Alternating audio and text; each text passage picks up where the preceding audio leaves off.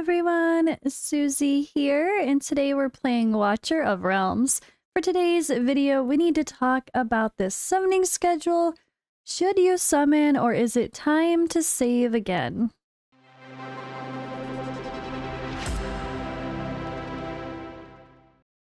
Oh wait guys, if you saw me with this background earlier playing King Arthur in a live stream,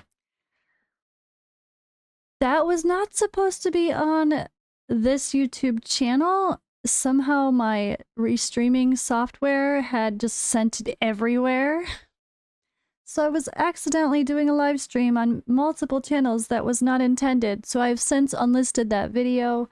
But yeah, if you guys were confused earlier of why I was playing King Arthur on that channel and why I was confused at why you guys were asking about Watcher of Realms or people asking what the game name was, I was like, what are people talking about?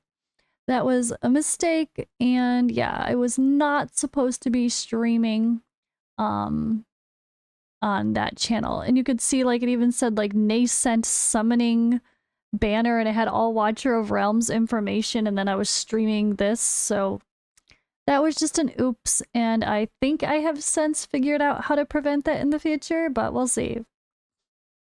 Alright, so they've been throwing summons at us pretty generously lately. There's been a ton of events going on where we get a lot of resources. There's this here, another summon, more summons, more stuff.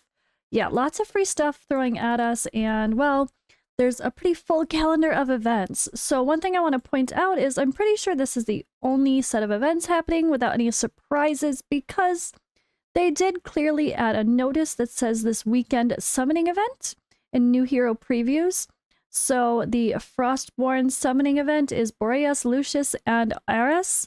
And with Demos, Harpoon, and Nisande. Nisande has been buffed. She's a lot better than she was before. So that could be an interesting hero that some of you get. I think she has a cleanse now, right? Oh god, it was so... I don't even remember her buff exactly. Oh gosh, but I remember. Yeah, cleanse, right? Oh god, my memories, it's all blending together. Anyway, Boreas, Lucius, Ares. Great heroes, honestly. Really great heroes. And then we have Elder. Okay, then we have the typical 2 times event.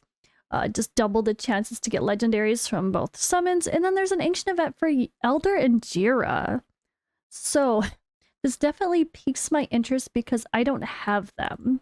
So here, first of all, let's talk about this set of heroes. Should you summon for Boreas, Lucius, or Ares? I would say this answer definitely differs depending on your account. If you're a newer player that doesn't have a lot of legendaries, I don't think there's any shame in summoning this weekend. All of the heroes are great. Now, Boreas, of course, is our AoE mage. He should be a northerner, but he's not. He has a great range as well when he's looked up there. And he brings crowd control. He brings anti-healing as well. And when you get him Awaken 1, he's an even better anti-healer. So this is just really cool as well. This extra freezes here. It's just so much that his kit brings. That he got, remember, he did get a little bit of a nerf a long time ago because he was ridiculously overpowered for a non-lord hero especially, which was, I think, still a fair nerf. Sorry, not sorry.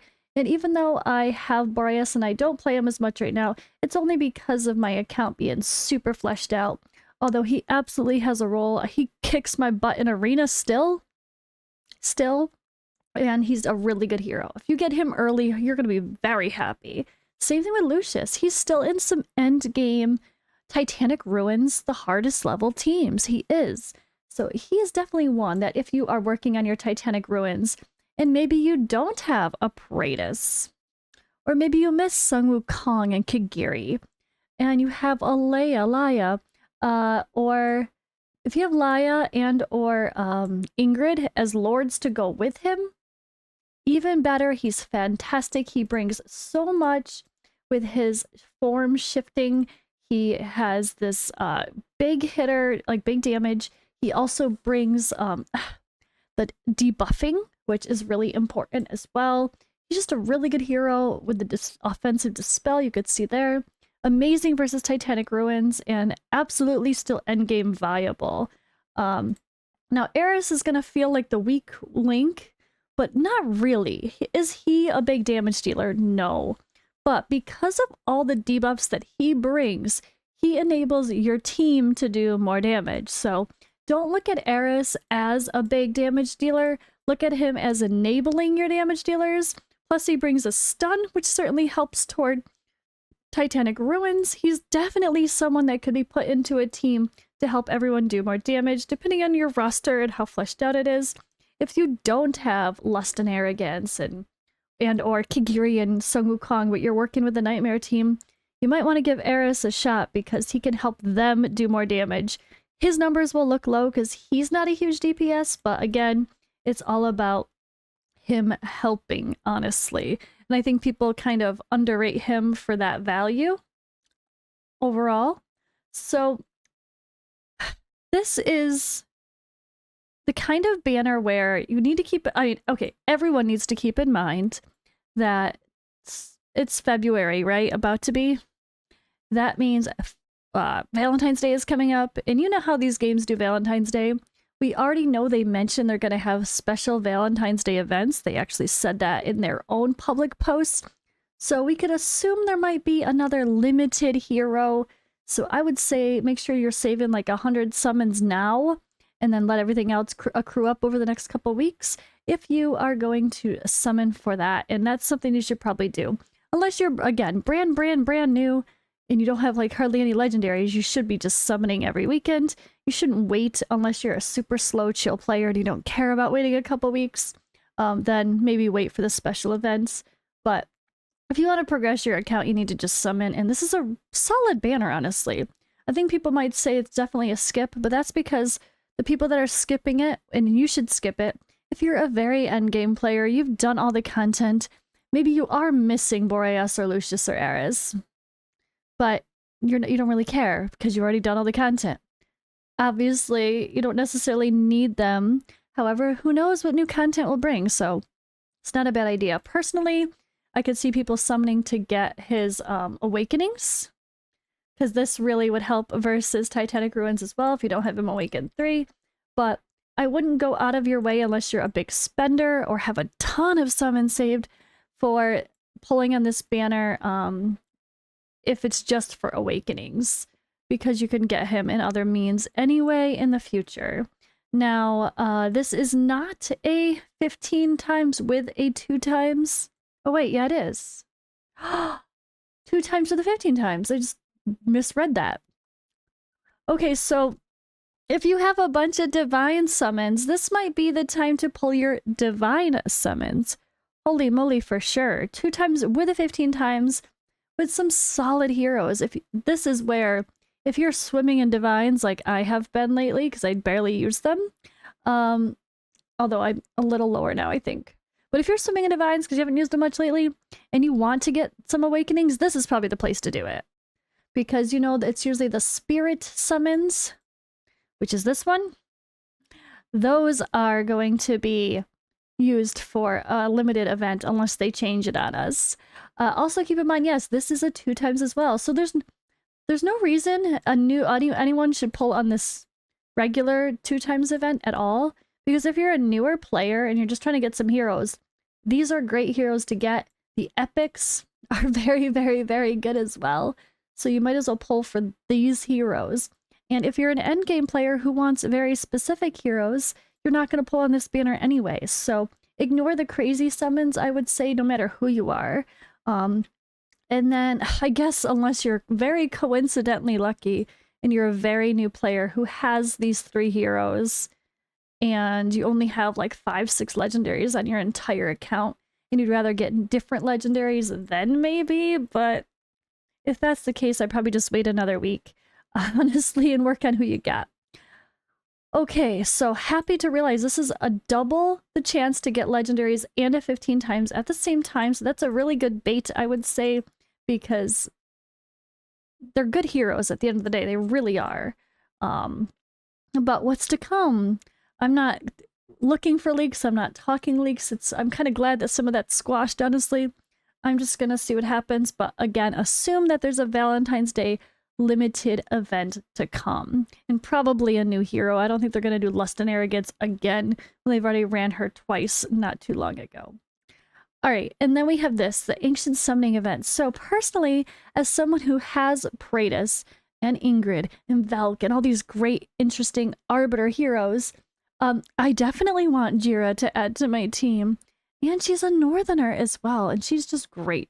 She is a top-tier hero, great survivability, and she's an amazing hero to have in Arena. I would love her in Arena or Guild versus Guild. I've seen some really cool teams with her, even the Guild War. I want Jira. I also do not have Elder, so if I accidentally get Lord Elder along the way, I'm going to pull for him and be happy for that. Elder was one of my most wanted heroes when he first came out. He definitely seems like a lot of fun, although I'd say he's pretty niche. There's not a lot of people that love him. Sorry, Trax, I know you do, but a lot of people consider him pretty meh. But if you really do love Northerner heroes, I mean, come on, he's like pretty much Thor, right? He's amazing. With his big ol' hammer, he's pretty much Thor, and he's got an interesting kit that actually can do some damage and have great synergy, obviously, if you're building a Northerner team. I've seen him as the Lord with some interesting teams and even Titanic Ruins, although that's probably Trax that I'm thinking of. But still, he's definitely still viable, and if you want to use Northerners in your normal guild boss, Drake's Chasm, he can help make that happen because he enables even more damage and protection. He's a great, great hero that is, I think it's fun that they've let every faction kind of can be good for, except for Cultist, I guess, at the end of the day, because it's more AoE focused, but every faction can be good for this regular Drake's Chasm guild boss now. And he was one of the first people that started shifting that to different factions besides Nightmare and Infernal. And yeah, I'm gonna pull this weekend, but I don't know which lords are coming still. We had some teasers from the dev interview, and we just had a new Nightmare lord, so I doubt there's gonna be another big new lord for a faction anytime too soon. We had Rygar come, so I think it's a pretty safe bet to pull here. If you are looking to get like Jira and you don't have her already, if you already have Jira, I could see not worrying about pulling because he's not going to be game-changing for most people. But I really do want Jira to complete my normal damage fighter needs. I need normal damage, not magic damage for the Arbiters. So I really want Jira for my squad personally. So I think it's a fun time to pull. I will pull this weekend, at least for that. And I might debate about pulling some Divines to see if I can snag an Awakening, because keep in mind, again, 2 times the chances for this. But don't just pull for Awakenings with the Invocation of Spirits unless you're a Kraken, because you should save, assuming there's going to be a nice big Valentine's event. But alright guys, that's my thoughts for now. Thank you for watching, and I will see you in the next one.